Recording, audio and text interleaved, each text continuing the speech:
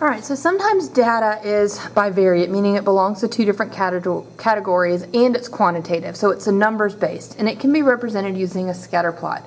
Now that really sounds very complicated, but it's things like number of hours studied and test grades, or shoe size and height. Those are two things that can belong to the same person, so they can have a shoe size and a height. So that is bivariate data because one person has two different things, and it's quantitative. Both of those things are numbers based. So each variable is represented, when you're doing a scatter plot, each variable is represented on an axis. So hours of study and test scores, for example. All right, and the axes should be labeled accordingly. So hours of study should be labeled hours of study, and this label should be test scores. And so maybe you'll have numbers here and numbers there, and each dot represents the number of hours spent studying and the grade they earned on a test. So if this were 3, 1, 2, 3, and this person right here earned a 60. So when they studied 3 hours during a whole unit, they earned a 60. Where this person studied 3 hours during a whole unit and earned a 20. Well, this person over here studied 3, 4, 5, 6, 7, 8, 9, 10, 11 hours throughout the course of a unit. They're clearly up here to passing, very high grade. So that is how a scatter plot may look. All right. So whenever you have a scatter plot like this, you may have correlation between the data, and the purpose of plotting the points would be to see if there's correlation. So correlation is either positive or negative. If y tends to increase as x increases, so as I move to the right, I'm also moving up, then the data has a positive correlation. If y tends to decrease as x increases, then the data has a negative correlation. So what you're looking for is, what would the slope of the line be? So if I were to graph a line through the dots, what would the slope of the line be? Would it be positive or would it be negative? And that would tell you what the correlation is. So from our example earlier, if I were to graph a line that kind of mimics the way these dots move, it would go up through the data like this. All right, so that would be a line would have a positive slope. So that has a positive correlation. So some more examples of positive and negative. This one, if I were to draw a line through it, would be a positive slope. That would have a negative correlation. And this one, as I move right, my dots are all over the place. There's no correlation. So just because you have a scatter plot doesn't mean you have to have some sort of correlation.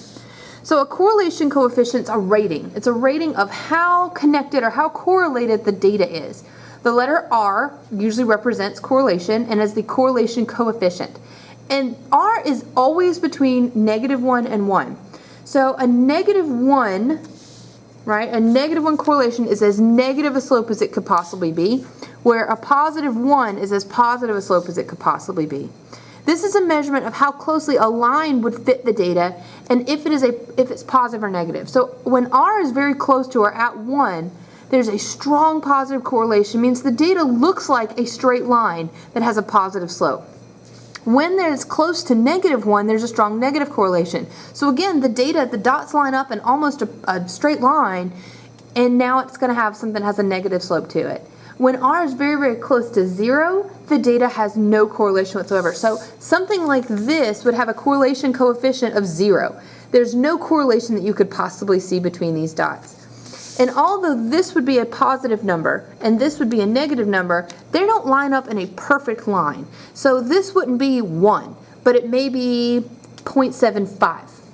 So this one wouldn't be -1, but it may be -0.75. So it's kind of really close to 1, but it's not a perfectly straight line. So the more of a cloud it is, the closer it is to 0. So let's take a look at these examples here.